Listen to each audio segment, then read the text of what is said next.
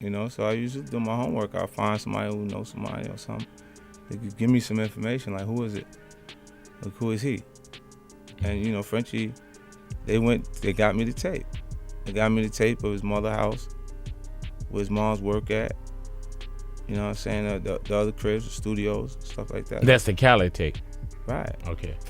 I had all of it. So this is the daughter of the ruler of Dubai, and apparently she used this controversial rule on social media. Child, leave it to 50 Cent to keep his foot on French Montana's neck. The man stays with a troll tucked in his back pocket, ready to pull out whenever French's name slides across the blogs. But this time, it ain't just jokes. 50's latest shade cracked open a way bigger conversation, and that French Montana ain't just running from industry mess, he's running into something possibly worse: the gold-plated cage of Dubai royalty. See, on the surface, the headlines sound like a flex. French Montana engaged to Dubai princess worth $18 billion. To the casual fan, it looks like French finally leveled up from coke boy to global kingpin. But scratch beneath the glitter, and the picture ain't so clean. Word on the street is that French's escape plan is less about love and more about survival. With Diddy still in and around federal heat, and the feds still supposedly collecting evidence on everyone who was too close to those bad boy freak-offs, French allegedly needed a plan B. And Dubai just happened to look like paradise. But here's the gag: paradise got shadows too. Folks who know Dubai's underbelly will tell you straight, yes, the towers are shiny, the cars are diamond encrusted, and the money is endless. But some of them same royals have been accused for years of having appetites so wild they make Hollywood scandals look like Disney Channel reruns. The whispers about princes collecting pretty boys, about Western celebs getting flown out for things too nasty to even print, they didn't just appear yesterday. So when people see French, a man with a reputation for chasing bags, partying too hard, and cozying up to powerful men for a come-up, suddenly lock arms with a princess and a $7 billion safety net, the math is mathing a little too conveniently. It's not that folks don't believe he could love her, it's that they believe survival might have been the bigger motivation. And this is where 50 Cent's shade slices deep. When he says French got bought, it ain't just about the engagement ring. It's about the perception that French traded one master for another. He ran from Diddy's mess only to land himself in a situation where he might still have to play the same game, obeying powerful men with too much money and too little accountability. The irony stings. French thought Dubai was his escape hatch, but if the stories about those princes are even halfway true, he might have walked out of Bad Boys Fire straight into Dubai's stove. And unlike the feds, who eventually move on or cut deals, royalty in Dubai plays for keeps. That's why this $7 billion escape plan looks less like French's salvation and more like another gilded trap. The man might have bought himself time, but at what cost? Collar comes out, like we said,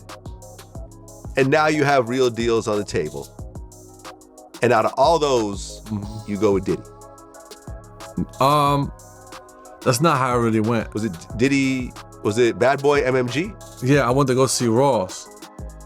And Ross was like, I got an opportunity for you. I don't have the money for you, but I got the opportunity. I guess because the same thing Meek did, the same thing Wale did. I guess whatever the way the situation, his label was, he wasn't trying to give me the money I wanted. And I wanted like a whole bunch of money. But he was like, look, let's do it like this. Let's call Puff. And let's get him to give you the bag. You can still be MMG / you know what I'm saying? Bad Boy, Coke Boys, yep. Right. How much money did you get? $2 million. Now let's rewind, because you can't understand French's escape to Dubai without first clocking how he even ended up in Bad Boy's orbit. See, French Montana didn't just land that deal by dropping Pop That and calling it a day. Nah, sis, the tea around that signing always had a funky odor. And in light of everything that's been exposed about Diddy in the past 2 years, fans are looking back with sharper eyes. Here's what people forget. When French was shopping for a deal, he wasn't some unknown mixtape rapper. He had options. Roc Nation circled. Rick Ross and MMG gave him serious interest. Kanye's camp flirted too. And yet, out of all those tables, he pulled up a chair at Diddy's. Now, why would a man with multiple offers pick the one label most famous for bad contracts, shady deals, and extracurricular requirements that allegedly had nothing to do with music? Because child, Bad Boy wasn't just a label. It was a lifestyle. And for some artists, the lifestyle was the currency. The whispers said Diddy gave French more than a check. He gave him access to the parties, to the women, to the freak-offs, to the if you play nice, you'll get rewarded type type of situations, and fans been side-eyeing ever since. One, because French himself admitted he took less money up front than what Ross or Jay might have offered, but he chose Puff anyway. Two, because every time French was spotted stumbling out of one of those infamous villas looking half dead, the internet clocked it. People dragged up photos and videos from 2016 through 2019 of French looking, let's just say, worn. And the timing always lined up with those weekends Puff was celebrating him. The narrative only got nastier after the Diddy arrest in 2024, when producers and ex-associates started spilling about what it really took to secure deals. One producer even swore Diddy blackballed him after he refused to join a freak-off. So of course the streets looked back at French's quick rise and said, oh, so you stayed and took a deal? We know what that means. Now, is there a receipt with French's name on it? Number. But the circumstantial tea is boiling. You got Diddy gifting him a Ciroc French vanilla flavor the day after they were allegedly together all night. You got that viral birthday video where Diddy's in a robe, French shirtless, both of them looking spent, and you got French himself saying he wanted the big bag and Puff was the only one willing to hand it over. To the industry, it looked like a regular label signing. To the streets, it looked like a man willing to pay a personal price for career elevation. And that's exactly why people think he's playing the same game in Dubai. Once you've proven you'll trade dignity for opportunity, folks assume you'll do it again, just with a bigger bag and a different master. Hi, guys. So here's where the rabbit hole gets deep. In mid-2024, French Montana pops up at Paris Fashion Week, not just showing off a new fit, but allegedly showing off a fiancé. And not just any fiancé, Sheikh Amara, a princess tied to one of Dubai's ruling families. Baby, that ain't no regular Bronx love story. That's a chess move. See, around the same time, the feds were building their mountain of evidence on Diddy. The freak-off tapes, the trafficking whispers, the money laundering angles. And anybody in Diddy's inner circle was suddenly radioactive. Artists, assistants, producers, even random friends were all getting subpoenaed or grilled. French, he wasn't just a friend. He was practically Diddy's shadow for years. The birthday trips, the champagne endorsements, the constant cosigns. If prosecutors wanted to make their case airtight, French was a name that had to come up. So what does he do? He doesn't just leave the country. He links himself to one of the wealthiest families in the Middle East. According to reports, the Sheikha's family is worth over $18 billion. That's generational money, oil money, money that doesn't blink when you say $7 billion fortune. And when you marry into that, you don't just get money, you get protection, you get a new passport, you get residency in a place that don't play about outsiders digging through their business. And the streets say French ain't in love, he's in survival mode. They point to how quickly the engagement happened, how conveniently it lined up with the heat back in the States, and how French has been spending more time in Dubai than in New York or LA. To his fans, it looks like a whirlwind romance. To his critics, it looks like an escape plan dressed up in Cartier and wedding vows. And don't forget the optics. Every time French posts photos with his princess, he looks cleaner, sharper, almost reborn. But the comments stay messy. Boy, you traded in Diddy for Dubai. Or the even harsher, better hope them sheiks don't treat you the same way Puff did. Because here's the gag. French thinks he leveled up by running to Dubai. But folks who know the history of how Middle Eastern royals flex power will tell you, sometimes you don't escape the fire. You just walk into a bigger, hotter one. Can I tell you what I actually learned? Yeah. A friend of mine is an air hostess, and her friend was on a flight with her, and her friend was eating like a very specific diet. So apparently the thing is, it's actually a control thing. I don't know if I can speak about sheikhs. No, speak. So these guys actually pay these women to hold a strict diet for like 2 weeks so that they can know that they are in complete control of what that woman is putting into her body, and the girl is shit on them. Wow. So the girls aren't even getting shit on, the girls are shit on these guys, because then the guys feel like it's sick, like it's a control thing.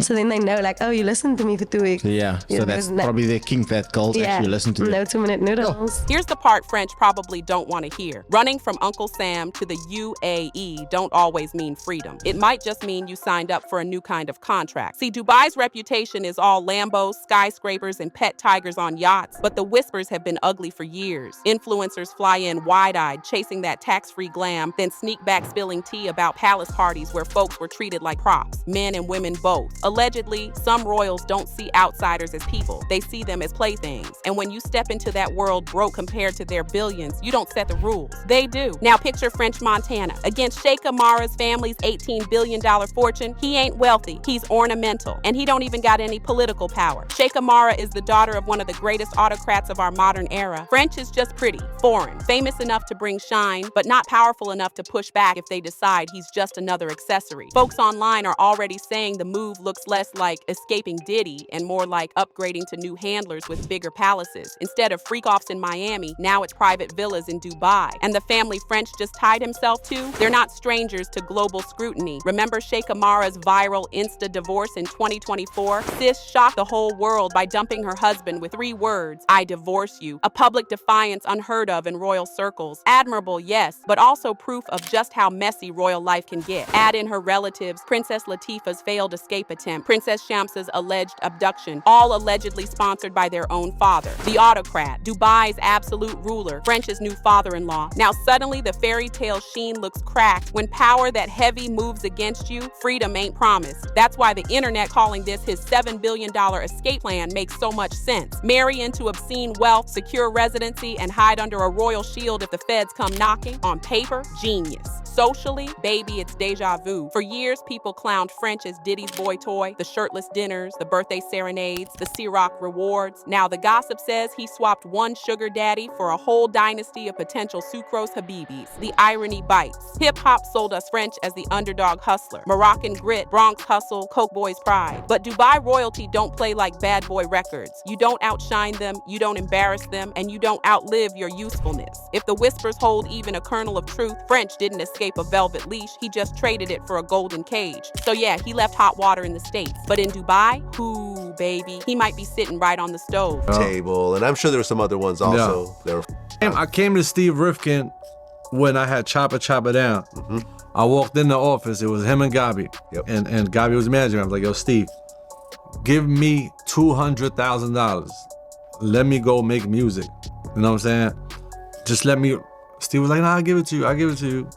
Never got it. Never got it. I dropped. Which is funny because Gabi's the president of SRC. Steve is like the CEO, but so I don't know what type of but Steve makes the final call. Yeah. So I asked for $200,000. You know what I'm saying? And it's like. Now here's the gag. In all this chaos, the loudest voice dragging French is 50 Cent. But sit with it for a second. What if F ain't just clowning? What if he's really trying to warn him? Because you know 50 got that big brother who roasts you but still want you to eat energy. He been shading French for years, calling him washed, calling him a Diddy leftover. But maybe, just maybe, he sees the trap French walking into. A trap that don't look like chains but smells like them velvet cages folks whisper about in Dubai. But flip it. What if this ain't a trap to French at all? We looking at him like, damn bro, you sold your soul for protection. But what if this is exactly what he wanted? Some folks chase freedom, others chase comfort. French might not see himself as a prisoner in some palace. He might see himself as the chosen one. The Bronx kid who hustled mixtapes and ended up with gold-plated security. We might call it hell, but for him, it could be heaven with AC and a driver on call. That's why 50's jabs sting so much. Cause deep down, they're laced with truth. Fifth built his legacy on independence, on owning his name, on flipping street power into boardrooms. French, meanwhile, might have flipped survival into servitude, but who's really winning? The man who still gotta fight for credibility in rap? Or the man sipping tea behind palace walls, untouchable, scandal-proof, and cashing in on $7 billion worth of insurance? It's messy, it's ironic, and it's the paradox French now lives in. To us, he looks like property. To him, he might feel like royalty. And maybe that's the biggest twist of all. 50 Cent might be dragging him, but French Montana might just be smiling, thinking this was the plan all along.